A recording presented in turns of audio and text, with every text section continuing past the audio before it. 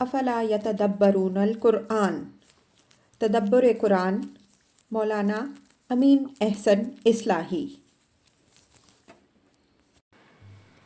سورہ الذاریات آیات 24 تا 46، حصہ سوم۔ اعوذ باللہ من الشیطان الرجیم، بسم اللہ الرحمن الرحیم۔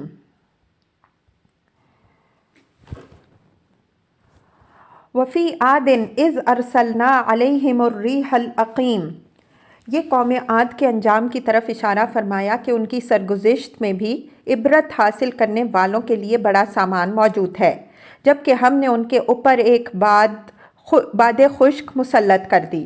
الریح العقیم وہ ہوا جو بالکل بے فیض ہو، جو نہ بارش لائے نہ کوئی اور نفع پہنچائے۔ عربی میں بارش لانے والی ہواؤں کو لواقحن، بار آور کہتے ہیں، اور بے فیض اور مضر ہواؤں کے لیے عقیم، بانجھ کی صفت آتی ہے۔ مراد اس سے سرما کی ٹھنڈی اور خشک ہوا ہوتی ہے، جیسا کہ فرمایا فَأَرْسَلْنَا عَلَيْهِمْ رِيحًا صَرْصَرًا فِي أَيَّامٍ نَحِسَاتٍ، حامیم السجدہ 16۔ بس ہم نے ان کے اوپر ہوائے تند مسلط کر دی، نحوست سرما کے دنوں میں۔ ما تذرو من شیء اتت علیہ الا جعلتہ کالرمیم، یہ اس ہوا کی ہلاکت انگیزی کی تصویر ہے کہ جس چیز پر بھی اس کا گزر ہوا اس کو اس نے ریزہ ریزہ کر چھوڑا۔ رمیم لکڑی، رسی اور ہڈی وغیرہ کے بوسیدہ ٹکڑوں اور ریزوں کو کہتے ہیں۔ سرد ہوا کی یہ خاصیت ہے کہ وہ اپنی ٹھنڈک اور خشکی کے سبب سے اشیاء کی قوت اور ان کی تازگی و زندگی ختم کر دیتی ہے، اور وہ غیر معمولی طور پر تند بھی ہو تو فصلوں، نباتات اور تمام زندہ چیزوں کو توڑ پھوڑ کر بالکل خس و خاشاک کے مانند بنا دیتی ہے۔ قرآن میں دوسری جگہ یہی بات یوں بیان ہوئی ہے اِنَّا أَرْسَلْنَا عَلَيْهِمْ رِيحًا صَرْصَرًا فِي يَوْمٍ نَحِسٍ مُسْتَقِرٍ تَنزَعُ النَّاسَ كَأَنَّهُمْ أَعْجَازُ نَخْلٍ مُنقَعِرٍ۔ سورہ القمر آیات 19 تا 20۔ ہم نے ان کے اوپر باد سرسر مسلط کر دی، قائم رہنے والی نحوست کے زمانے میں، جو لوگوں کو اس طرح اکھاڑ پھینکتی گویا وہ کھجوروں کے کھوکھلے تنوں کے کندھے ہوں۔ وفی ثمود اذ قیل لهم تمتعوا حتی حین فأتوا عن امر ربهم فأخذتهم الصاعقۃ وهم ینظرون۔ عاد کے بعد یہ ثمود کے انجام کی یاد دہانی ہے۔ فرمایا کہ ان کی سرگزشت میں بھی عبرت حاصل کرنے والوں کے لیے سامان عبرت موجود ہے۔ اذ قیل لهم تمتعوا حتی حین، یہ خاص طور پر اس وقت کی یاد دہانی فرمائی ہے جب ان کے سرکش لیڈر نے اونٹنی کی کونچیں کاٹ دیں اور ان کے رسول حضرت صالح علیہ السلام نے ان کو آخری تنبیہ فرما دی کہ بس کچھ دیر اور اس دنیا کے عیش سے بہرہ مند ہو لو، اب تمہاری ہلاکت کی گھڑی سر پر آ گئی ہے۔ اس آیت میں جو بات حتی حین کے مجمل الفاظ میں فرمائی گئی ہے، سورہ ہود میں اس کی وضاحت یوں ہوئی ہے فَعَقَرُوهَا فَقَالَ تَمَتَّعُوا فِي دَارِكُمْ ثَلَاثَةَ أَيَّامٍ ذَلِكَ وَعْدٌ غَيْرُ مَكْذُوبٍ۔ سورہ ہود آیت 65۔ تو انہوں نے اس کی کونچیں کاٹ دیں تو اس نے کہا کہ اپنے گھروں میں 3 دن اور کھا بس لو، یہ دھمکی جھوٹی نہ ہوگی۔ اس سے معلوم ہوا کہ اونٹنی کے واقعے کے بعد اس کو آخری دھمکی کے ساتھ 3 دن کی مہلت اور ملی کہ اب بھی وہ چاہیں تو توبہ کر کے اپنے کو اس عذاب سے بچا لیں۔ فَأَتَوْا عَنْ أَمْرِ رَبِّهِمْ فَأَخَذَتْهُمُ الصَّاعِقَةُ وَهُمْ يَنظُرُونَ۔ اتو کے معنی گھمنڈ اور نافرمانی کے ہیں۔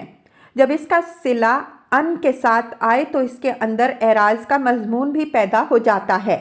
مطلب یہ ہے کہ انہوں نے اللہ تعالیٰ کی اس آخری مہلت اور اس آخری تنبیہ کی بھی کوئی پرواہ نہ کی، بلکہ نہایت تکبر کے ساتھ اپنے رب کے حکم سے اعراض کیا، جس کا نتیجہ یہ ہوا کہ ان کو خدا کی ڈانٹ نے پکڑ لیا اور وہ دیکھتے رہ گئے۔ صاعقہ کے معنی ڈانٹ اور چیخ کے ہیں، اور اس سے مراد وہ عذاب ہے جو ان کی سرکشی کی پاداش میں ان پر آیا۔ سورہ ہود میں ان کی سرگزشت جو بیان ہوئی ہے اس میں لفظ صیحہ آیا ہے جس کے معنی ڈانٹ کے ہیں۔ اللہ تعالیٰ کی یہ ڈانٹ ان کے لیے کس شکل میں ظاہر ہوئی اس کی وضاحت ہم آگے کریں گے۔ وَهُمْ يَنظُرُونَ میں کئی باتیں پوشیدہ ہیں۔ ایک یہ کہ یہ عذاب کھلم کھلا ڈنکے کی چوٹ آیا، یہ لوگ اس کو دیکھتے رہے لیکن اپنا کوئی بچاؤ نہ کر سکے۔ دوسری یہ کہ عذاب دفتن ان پر آ دھمکا جس کے بعد ان کو ایک لمحہ کی بھی فرصت نہ مل سکی۔ دوسری مقام میں فرمایا ہے اِذْ أَرْسَلْنَا عَلَيْهِمْ صَيْحَةً وَاحِدَةً فَكَانُوا كَحَشِيمِ الْمُحْتَظِرِ القمر 31۔ ہم نے ان کے اوپر ایک ہی ڈانٹ بھیجی تو وہ باڑے والے کے باڑے کی خشک اور ریزہ ریزہ لکڑیوں کے مانند ہو کر رہ گئے۔ تیسری یہ کہ یہ اس کو دیکھ کر بالکل سراسیمہ ہو کے رہ گئے، ان کی سمجھ میں کچھ نہ آیا کہ کیا کریں۔ آگے کے ٹکڑے میں اس کی وضاحت آ رہی ہے۔ فَمَا اسْتَطَاعُوا مِنْ قِيَامٍ وَمَا كَانُوا مُنْتَصِرِينَ یعنی جب انہوں نے کڑک سنی تو ان پر دہشت کی کپکپی طاری ہو گئی، وہ کھڑے نہ رہ سکے بلکہ زمین پر گر پڑے۔ سورہ اعراف میں ان کا حال یوں بیان ہوا ہے فَأَخَذَتْهُمُ الرَّجْفَةُ فَأَصْبَحُوا فِي دَارِهِمْ جَاثِمِينَ سورہ اعراف آیت 91۔ پس ان کو کپکپی نے آپ پکڑا اور وہ اپنے گھروں میں اوندھے منہ پڑے رہ گئے۔ وَمَا كَانُوا مُنْتَصِرِينَ انتصار کے معنی مدافعت کرنے کے ہیں، یعنی وہ اللہ کے عذاب سے اپنی مدافعت کرنے والے نہ بن سکے۔ اس کے معنی یہ لفظ معروف ہے۔ امراء القیس کا شعر ہے فَانْشَبْ أَظْفَارِهِ فِي النِّسَاءِ فَقُلْتُ حَبُلَتْ إِلَّا تَنْتَصِرُ کتے نے اس نیل گاؤں کی ران میں اپنے پنجے گاڑ دیے، تب میں نے اس سے کہا کم بخت اب تو اپنا بچاؤ کر۔ یہاں تھوڑی دیر توقف کر کے عاد اور سمود کے عذاب کی نوعیت بھی اچھی طرح سمجھ لیجئے تاکہ ابتدائے سورہ کی قسموں کے ساتھ ان سرگزشتوں کا تعلق بھی اچھی طرح واضح ہو جائے۔ استاذ امام فراہی رحمۃ اللہ علیہ نے تفسیر سورہ ذاریات میں ان کے عذاب کی یہ شکل بیان فرمائی ہے۔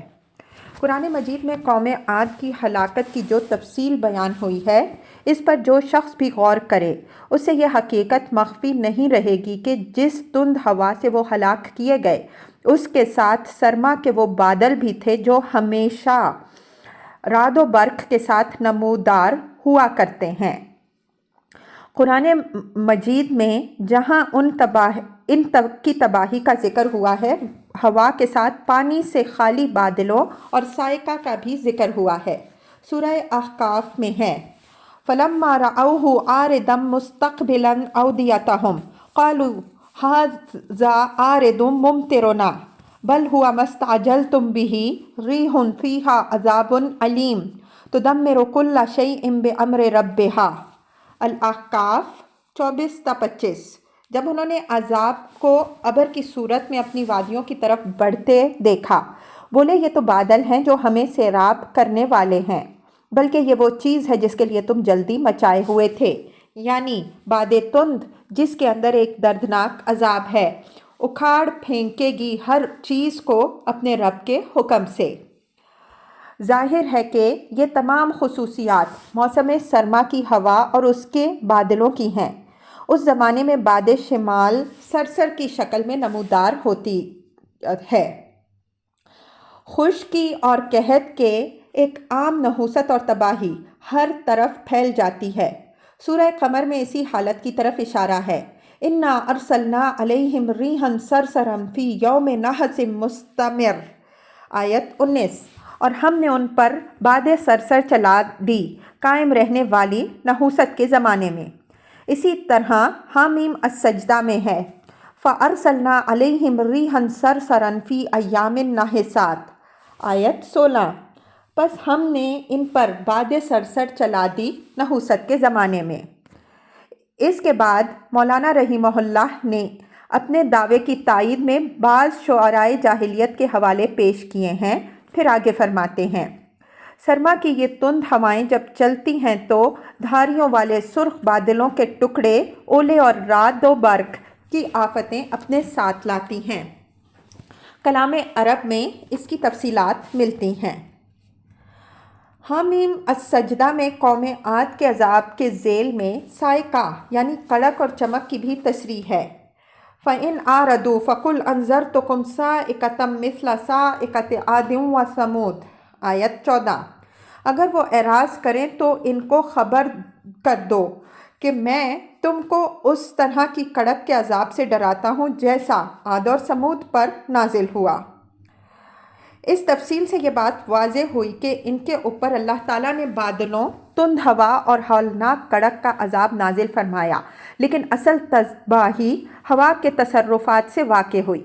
اس وجہ سے اگر اثر سے اثر پر استدلال کا طریقہ اختیار کیا جائے تو یہ بات بھی نکلتی ہے کہ سمود پر اللہ تعالیٰ نے دھاریوں والے بادل بھیجے جن کے اندر ہولناک کڑک اور بہرا کر دینے والی چیخ بھی تھی، جس طرح قوم عاد پر ہوا کے ساتھ رعد و برق والے بادل بھیجے۔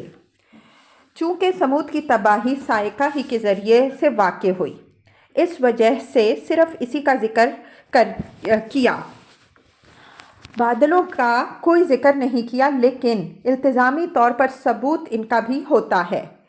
اسی طرح عاد کے ذکر میں ہوا کا ذکر بار بار کیا ہے، لیکن بادلوں کا ذکر صرف ایک ہی جگہ کیا ہے۔ وَقَوْمَ نُوحٍ مِّن قَبْلُ إِنَّهُمْ كَانُوا قَوْمًا فَاسِقِينَ۔ یہ عطف اس مفہوم پر ہے جو اوپر کی سرگزشتوں سے متبادر ہوتا ہے، یعنی جس طرح ہم نے قوموں کو پکڑا یا ہلاک کیا، اسی طرح ان سے پہلے قوم نوح کو بھی ہلاک کیا۔ مفہوم اور معنی پر عطف کی مثالیں قرآن میں بہت ہیں، اس کے شواہد پیچھے گزر چکے ہیں۔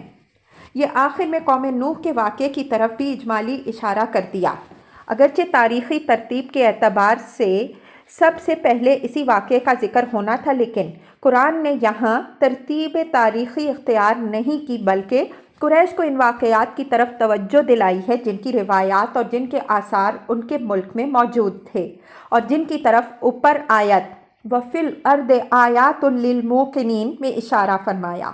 یہ مقصد مقتضی ہوا کہ پہلے قوم لوط اور قوم فرعون وغیرہ کا ذکر آئے، جو زمانی و مکانی دونوں ہی اعتبار سے نسبتاً قریب کے واقعات تھے، اس وجہ سے مخاطب پر زیادہ اثر انداز ہو سکتے تھے۔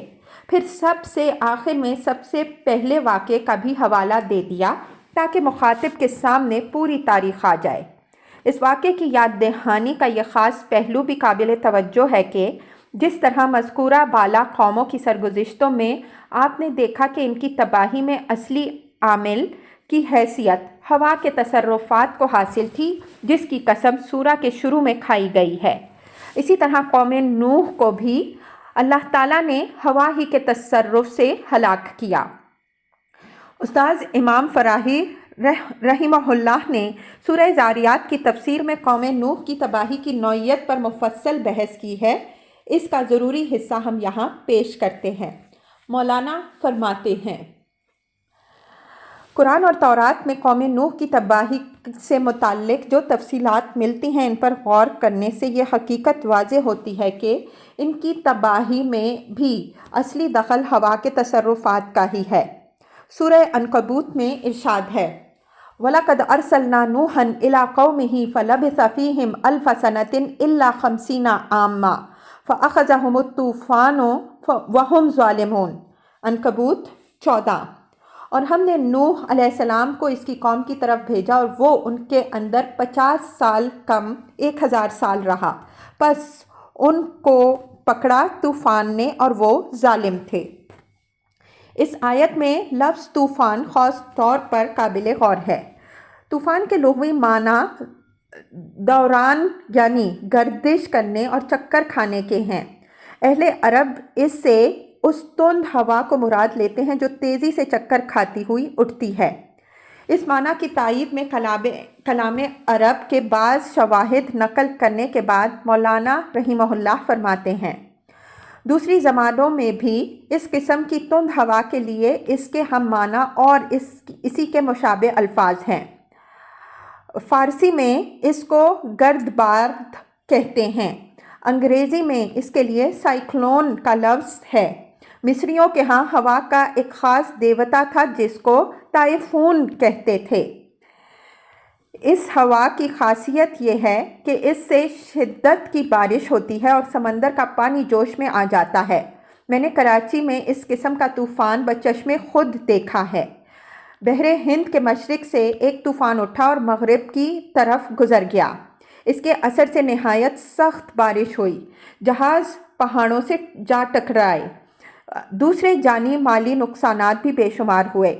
طوفان نوح کے جو حالات تورات اور قرآن میں بیان ہوئے ہیں وہ بڑی حد تک اس سے مشابہ ہیں۔ سورہ قمر میں ہے فَفَتَحْنَا أَبْوَابَ السَّمَاءِ بِمَاءٍ مُنْهَمِرٍ وَفَجَّرْنَا الْأَرْضَ عُيُونًا فَالْتَقَى الْمَاءُ عَلَى أَمْرٍ قَدْ قُدِرَ۔ سورہ القمر آیت 12۔ ہم نے آسمان کے دروازے موسلادھار بارش کے ساتھ کھول دیے اور زمین کے تمام چشمے پھوٹ نکلے، پس پانی ٹھہرائے ہوئے اندازے تک پہنچ گیا۔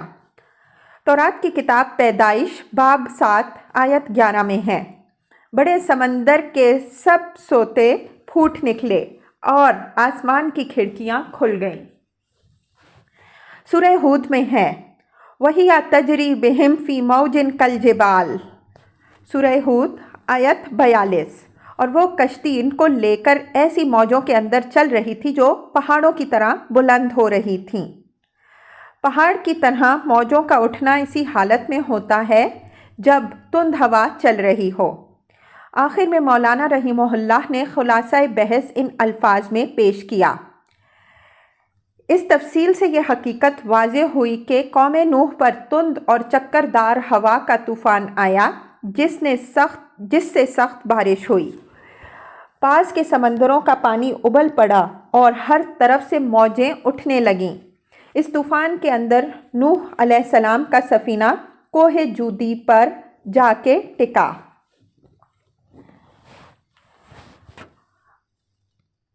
واقعات کی ترتیب پر ایک نظر۔ اوپر جو واقعات بیان ہوئے ہیں، آیات کی وضاحت کے ضمن میں ہم ان کی حکمت کی طرف ضروری اشارات کرتے آئے ہیں، لیکن استاذ امام رحمہ اللہ نے ان کی ترتیب پر ایک پوری فصل لکھی ہے جس میں نہایت لطیف نکتے بیان فرمائے ہیں۔ اس فصل کا ضروری حصہ ہم یہاں درج کرتے ہیں۔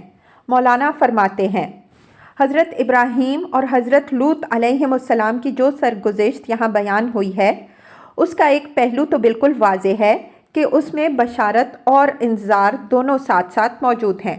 غور کیجئے تو معلوم ہوگا کہ بی عینیہ یہی حال ہوا کا بھی ہے جس کی یہاں قسم کھائی گئی ہے۔ وہ بھی کبھی پیام رحمت بن کر ظاہر ہوتی ہے اور کبھی صورت عذاب بن کر۔ حضرت ابراہیم علیہ السلام کے واقعہ کی یہ جامع حیثیت مقتضی ہوئی کہ یہاں وہی تمہید کی جگہ پائے۔ اس کے بعد قوم لوط کی سرگزشت بیان ہوئی ہے۔ اس کی وجہ یہ ہے کہ عربوں کو ان کی تباہ شدہ بستیوں پر سے گزرنے اور ان کے آثار و نشانات اپنی آنکھوں سے دیکھنے کے مواقع ملتے رہتے تھے۔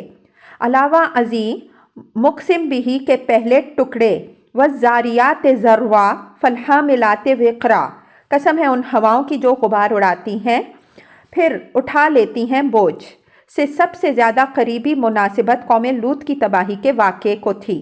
ان کی تباہی تند ہوا سے ہوئی جس نے ریت اور سنگریزوں سے ان کو ڈھانپ دیا۔ اس کی اتنی مقدار ان کے اوپر ڈالی گئی کہ اس کے نیچے ان کی بستیاں بھی چھپ گئیں۔ علاوہ بنی اوپر جو فرمایا وَفِي الْأَرْضِ آیَةٌ لِّلْمُوقِنِينَ، اور زمین میں یقین کرنے والوں کے لیے نشانات ہیں، تو قوم لوط کی سرگزشت میں اس دعوے کا بھی نہایت واضح ثبوت موجود تھا جس کی وضاحت پیچھے ہو چکی ہے۔ اس کے بعد حضرت موسیٰ علیہ السلام کی سرگزشت ہے۔ یہ سرگزشت قرآن مجید میں بار بار بیان ہوئی ہے اور اس کے اندر نہایت اعلیٰ سبق ہے۔ اس کو مقسم بہ کے دوسرے ٹکڑے فالحاملات وقرا فالجاریات یسرا، پھر بوجھ اٹھا لینے والی پھر آہستہ چلنے والی سے نہایت واضح مناسبت ہے۔ اس کی وضاحت ہو چکی ہے۔ یہاں یہ نقطہ بھی قابل لحاظ ہے کہ جن سرگزشتوں کو حضرات انبیاء علیہم السلام کے ناموں سے شروع کیا ہے ان کے اندر بشارت کا پہلو نمایاں ہے۔ اس کے بعد جو سرگزشتیں قوموں کے نام سے سنائی گئی ہیں ان کے اندر انذار کا پہلو غالب ہے۔ قوموں میں سے عاد اور سمود کا ذکر خاص طور پر ہوا ہے۔ اس کی وجہ یہ ہے کہ ان کے اوپر جو عذاب آیا وہ دھاریوں والے بادلوں وَالسَّمَاءِ ذَاتِ الْحُبُكِ کی شکل میں آیا۔ غور کیجئے تو معلوم ہوگا کہ جو ترتیب قسموں میں ملحوظ ہے وہی ترتیب قوموں کے ذکر میں بھی ہے۔ عاد اور سمود کے ذکر میں عاد کو مقدم رکھا ہے۔ اس کی وجہ تقدم زمانی کے علاوہ یہ بھی ہے کہ ان پر جو عذاب آیا وہ ہوا اور بادل دونوں کے تصرفات کا نتیجہ تھا۔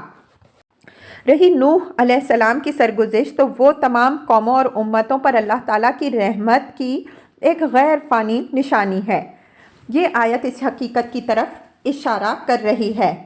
اِنَّا لَمَّا طَغَى الْمَاءُ حَمَلْنَاكُمْ فِي الْجَارِيَةِ لِنَجْعَلَهَا لَكُمْ تَذْكِرَةً وَتَعِيَهَا أُذُنٌ وَاعِيَةٌ الحاقہ آیات 11-12۔ جب پانی حد سے بڑھ گیا تو ہم نے تم کو کشتی میں اٹھا لیا تاکہ اس سرگزشت کو تمہارے لیے یاد دہانی بنائیں اور محفوظ رکھنے والے کان اس کو محفوظ کر لیں۔ اس سرگزشت کے اندر زمین، آسمان، ابر، ہوا، بادل، کشتی اور پانی سب کے کرش میں جمع ہیں۔ اس جامعیت کے سبب سے اس نے آفاقی و انفسی دلائل کے ایک مجموعہ کی حیثیت حاصل کر لی ہے۔ چنانچہ اوپر ہوا کی جو شہادتیں بیان ہوئیں اور بعد میں زمین و آسمان اور نفس کے جن آثار و دلائل کی طرف اشارے کیے گئے، ان سب کے لحاظ سے مناسب ہوا کہ قوم نوح کی یہ جامع سرگزشت سنا کر وہ ساری حقیقتیں ممثل کر کے نگاہوں کے سامنے رکھ دی جائیں۔ نیز عاد اور سمود کو زمین کی خلافت قوم نوح کے بعد ہی ملی تھی۔ اس وجہ سے بھی مناسب ہوا کہ ان کے ذکر کے ساتھ قوم نوح کا بھی حوالہ دیا جائے۔ قرآن مجید میں اس کی دوسری مثال بھی موجود ہے۔ وَإِنَّهُ أَهْلَكَ عَادًا الْأُولَىٰ وَثَمُودَ فَمَا أَبْقَىٰ وَقَوْمَ نُوحٍ مِّن قَبْلُ إِنَّهُمْ كَانُوا هُمْ أَظْلَمَ وَأَطْغَىٰ سورہ النجم آیات 50-52۔ اور اس نے عاد اول کو ہلاک کیا اور سمود کو بھی، پس ان میں سے کسی کو باقی نہ چھوڑا اور ان سے پہلے قوم نوح کو بھی ہلاک کیا، یہی لوگ ظالم و سرکش تھے۔ اس آیت میں قوم نوح من قبل کے ٹکڑے پر خاص طور پر نگاہ رکھیے۔ چونکہ یہ سرگزشت مشہور اور قدیم ہونے کے علاوہ تمام قوموں کی مشترک سرگزشت ہے، اس وجہ سے اول تو اس کی طرف اجمالی اشارہ کافی ہوا، پھر اس کا ذکر ایک اتمامی سرگزشت کی حیثیت سے کیا گیا۔ نیز ایجاز کی خوبی دیکھیے کہ محض اسلوب کی تبدیلی سے ظاہر ہو گیا کہ ما قبل سے اس کو کسی قدر مستقل اور جداگانہ اہمیت حاصل ہے۔ چنانچہ وفی نوح نہیں کہا جیسا کہ اوپر وفی موسیٰ اور وفی عاد کہا ہے، بلکہ اسلوب بدل کر وقوم نوح فرمایا تاکہ بدلا ہوا اسلوب خود متنبع کر دے کہ اس سرگزشت کی اہمیت کچھ اور ہے۔